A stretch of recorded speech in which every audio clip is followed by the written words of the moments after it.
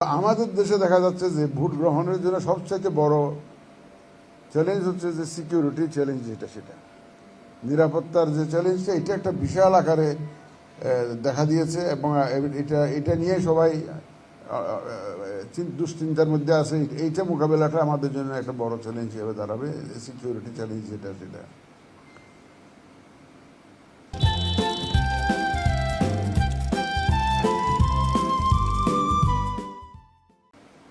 আপনারা যারা presiding officer হবেন, আমি তাদের উদ্দেশ্যে একটা জিনিস বলতে চাই। যেদিন ইলেকশন হবে, আপনি মনে করেন you are the chief election officer of that centre, chief election commissioner of that centre. সর্বময় ক্ষমতা আপনাকে দেওয়া আছে আইনগতভাবে।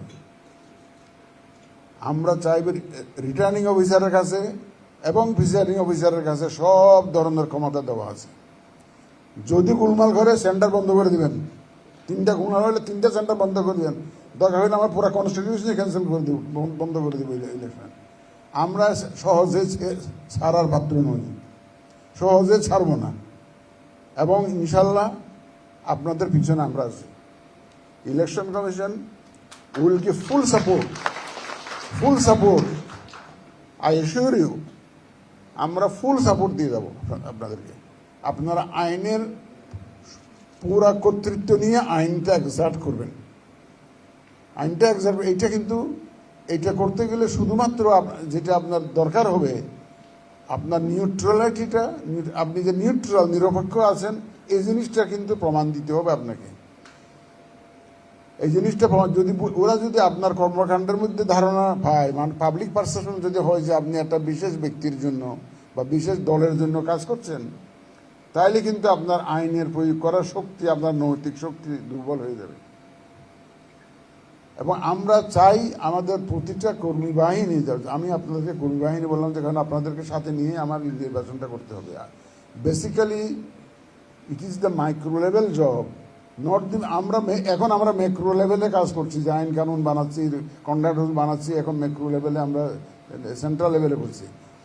কিন্তু অ্যাকচুয়াল ভোট কালেকশনটা কিন্তু আপনারা মাইক্রো লেভেলে করতে হবে এটা। এবং মাইক্রো লেভেলে আমার বিশ্বাস হচ্ছে একটা ওয়েল প্রোটেক্টেড,